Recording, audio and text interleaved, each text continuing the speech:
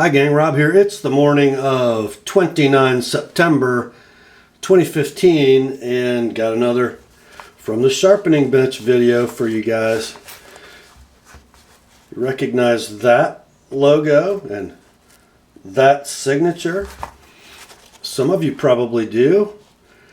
This is a very interestingly packaged, in fact you might say a jump the shark packaged Anthony Marfione Custom folding knife.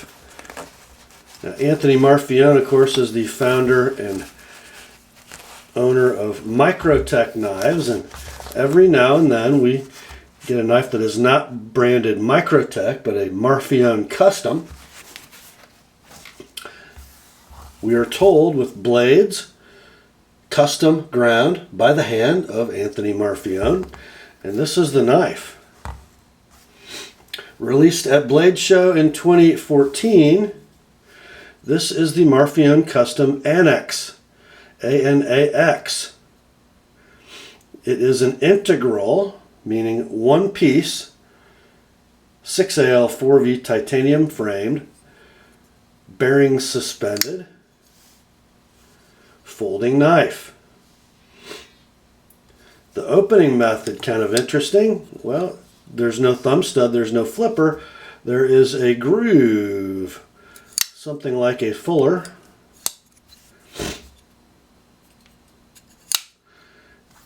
And it can be opened quickly, but it takes a little practice. And my right hand, of course, not my best hand.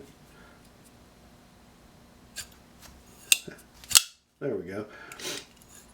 So with the thumb in various places in this groove, it can be opened sort of quickly, and then I'm told by my friend Patrick, Aiden's daddy, it can be spidey flicked, and it can. And that's the last we're going to do on this knife because it is a custom and it belongs to a customer. This belongs to my customer Chris from Texas, my customer of so eclectic taste. Same guy that owns this knife, the Charles Gedritis Pathfinder Flipper super thin slicer, also owns this, which is neither super thin nor a very good slicer. But you know, we don't care, do we? It's a Marfione Custom. And before I get into particulars of specifications and construction, let's just talk about that for a minute, shall we? Whether it be a Marfione Custom or a Microtech, there are just ways in which Mr. Marfione just gives us the finger. Gives other makers the finger. He doesn't care. He just makes really cool knives. First, let's talk about his hardware, shall we? We're talking true custom hardware from the pivot to the attachment screws. Not standard Microtech. No, they're pretty much proprietary and specific to this knife. You know, a lot of makers will use a custom looking pivot and then it'll have a Torx driver socket in the middle of it. Not so with Mr. Marfione. You want to adjust or disassemble this knife? Buy his tool. I don't know how much the tool is for this knife. $100, $200, he doesn't care. He does a lot of things that polarize us in the knife community. Some of us respect him for it and think, that's just Tony being Tony. And some of us really don't like him for it, whether it be his choices of hardware methodology or some of the things he does in his knives. Let's face it, sometimes he just steals things from other makers. In this case, we have a pocket clip that is reminiscent, isn't it, of a Todd Begg clip, with its large ceramic ball being the friction point for your garment. In this case, though, I don't think he actually stole it, because in the marketing literature for the Anax, Mr. Begg is given credit for inventing said clip. At least he did that, huh? A few years ago, there was a knife called the Zero Tolerance ZT777, the 0777, and Microtech released a knife that looked basically exactly like it. Controversy ensued. Nobody's quite sure who invented what when. Again, Tony doesn't care. And let's talk about some features specifically on this knife. Well, let's see if we can peer into the workings of this knife. If you can see through that pivot area, you'll notice that you don't see washers. You do see what appear to be ball bearings. It's because that's what they are. So we have a modern ceramic ball bearing pivot, which does make the knife super smooth. Not particularly free, but super smooth. And then he gives us no way to use them.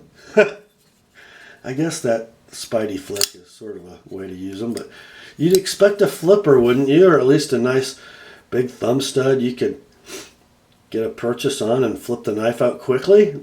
No. So you want bearings, boys? Have some bearings. Good luck getting the knife out. But let's face it, at a list price of $749, and I think these knives are doing like mid to high sixes on the secondary market if you can get one. They're not users. They're cool cutlery sculpture from Anthony Marfione. And they are cool.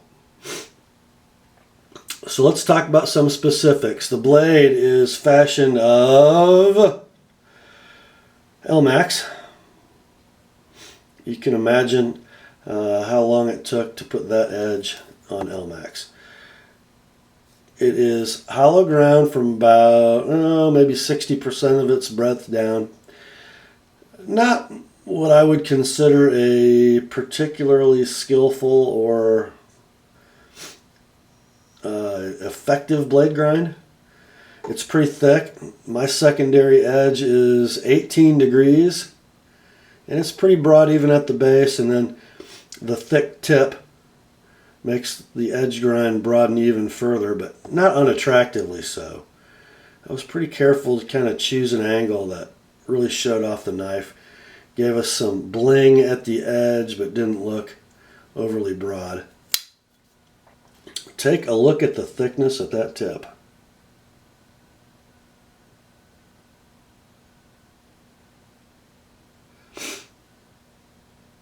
Hand ground blade, even with a symmetrical edge, you can see, I think, that the tip is not perfectly symmetrical. It's very hard to turn it in such a way that you really see it, but sometimes you hold it, it looks pretty symmetrical, and other ways, if you get it canted just a bit, it doesn't look that symmetrical. But if you look side to side, our edge bevel width is very similar. It wasn't hard to get symmetrical on the actual sharpened edge, but the blade behind it isn't perfect.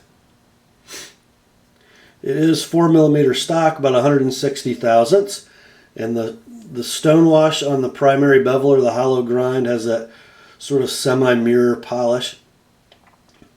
The flats are hand rubbed satin, and then the fuller or the opening groove is blasted. The spine is crowned in front of this very interesting secondary set of jimping. And then we have a main set of jimping behind it, and that portion of the spine is also crowned.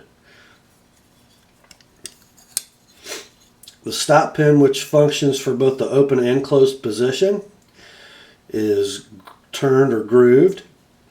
We've got some dimples in the spine of the integral handle, one-piece titanium handle. And I don't know how he does this, but literature says the pivot is ceramic ball bearings with hardened steel washers. How you get that into a an integral frame all stacked together must be kind of a trick. We have our sort of modern Microtech or Marfione technology in the lock bar. It's also titanium, but it is not part of the integral handle.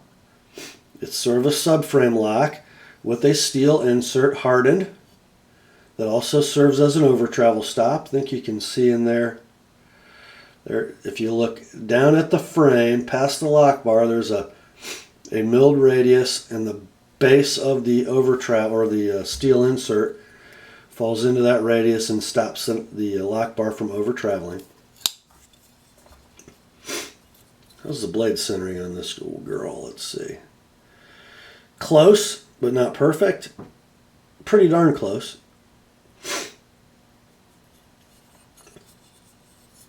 There is a lanyard attachment method. Let's see. Looking here with our light. I think you should be able to see. There we go.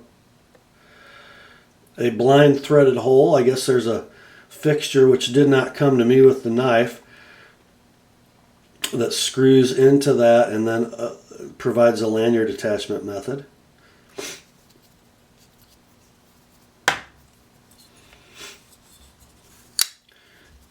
You saw the gold etched Marfione dagger in the spine of the handle, and then inside the knife, going to need our light again. We're going to see, I think we're going to see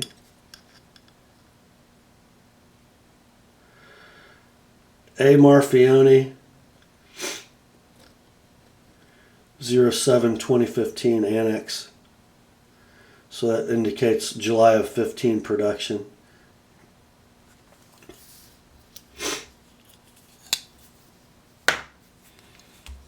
Okay. Now we know these aren't user knives, guys. You know, does it really matter much how they cut? Not really. But let's just, for a big old fat slab of Elmax, man, I took some time on this thing.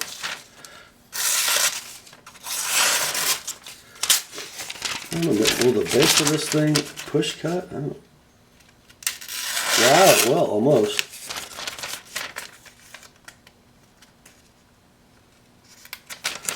Almost.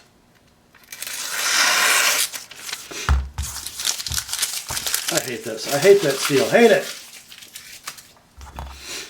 But this one came out pretty nice.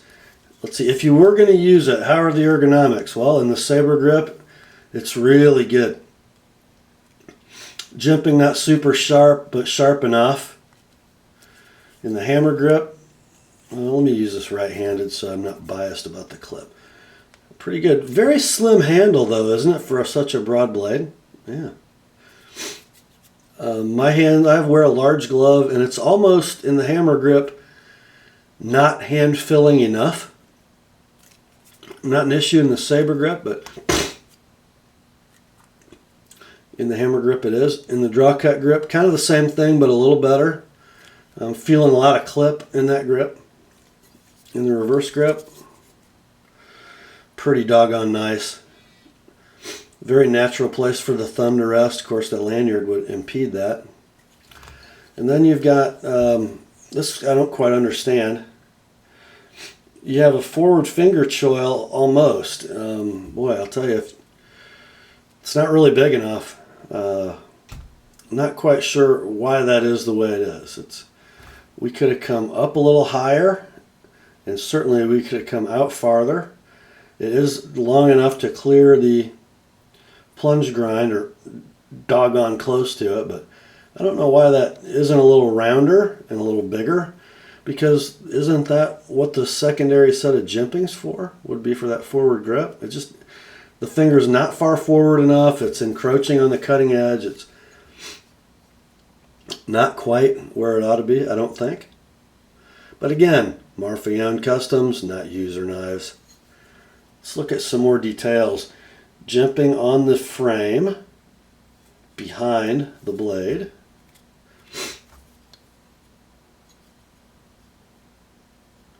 Love the little raised boss machine detail in the frame for the stop pin, very reminiscent of Chris Reeve knives. And then if you notice the way the light's playing off this handle, does it have dull spots in the very fine stonewash? No, it doesn't. It's actually got a little contour. Low here, high in the middle, low here, and then back up at the pivot area. So 2 swales, one here and one here. Very cool. Seems to be an extremely well constructed knife. Of course, with steel insert, lock stick isn't going to be an issue. Where does it lock up? Oh gosh. Right where I'd put it. Just almost 50%. Super solid. No play. No rock. No walk. It's just beautifully done. Just one of those details that Marfione and Microtech just normally get right. Don't know if I've ever seen lock issues with one of their knives. Even going back to their old liner locks from the 90s. There's just a lot of things that Microtech and Mr. Marfione do well. Pretty great collectible, I think. And you know, all this little stuff, the stealing features from other people's knives, stealing whole knives, proprietary hardware, you got to buy their tool to manipulate. Those are things that Microtech lovers love and Microtech haters hate. You know, I'm kind of one of those people who, I only own one Microtech knife. I'm a practical knife person. And you guys know what it is. It's my green-handled Ultratech with drop point blades, single-edged. I'm a Microtech respecter. I sort of admire them from afar and chuckle at Mr. Marfione because of his, you know, sort of very prideful Italian attitude. I like this knife a lot better than the one from the year prior, the Strider collaboration DOC knife. I think that was a little, just it didn't appeal to me as much as this one does. I kind of like it that this knife is designed to be opened more conventionally, more slowly.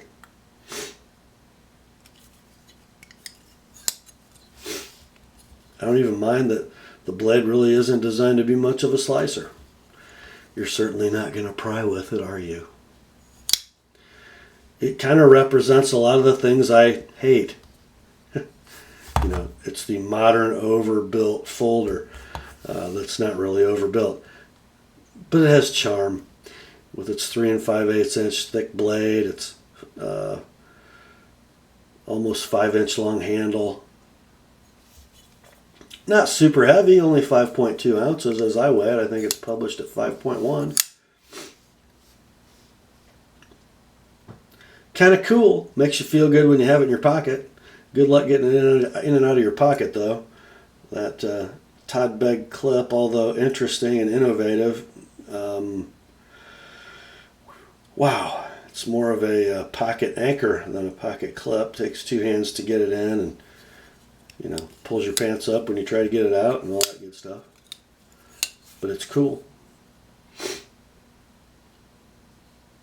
It is what it is. Stunning cutlery sculpture. For those of you who collect such stuff, I think you'll like it. If you're looking for the best $650 titanium frame lock user knife you can find, there are probably better options. Thought you'd like to see this before it heads home to Texas today. Thanks for watching, guys. Grace to you and peace from God our Father and the Lord Jesus Christ. And remember the word. And Chris's Anax are sharp.